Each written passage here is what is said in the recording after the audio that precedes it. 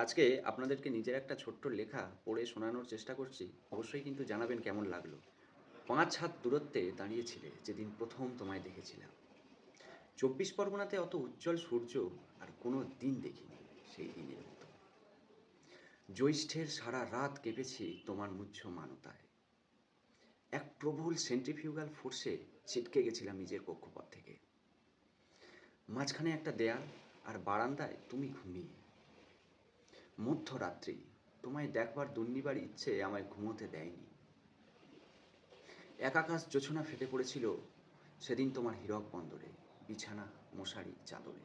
ডাব গাছের পাতাগুলো সানানো ছুরির মতো জ্বলছিল মুরগির খোঁয়ারে। আর তোমার শরীর থেকে ঝরে পড়া জ্যোতিষ্কের মতো বিন্দু বিন্দু ঘাম। আমি বসে তোমার মাথার পাশে। ২৪ পরগনাতে অত উজ্জ্বল সূর্য আর কোনো দিন দেখিনি সেই জ্যোৎস্না রাতের মতো।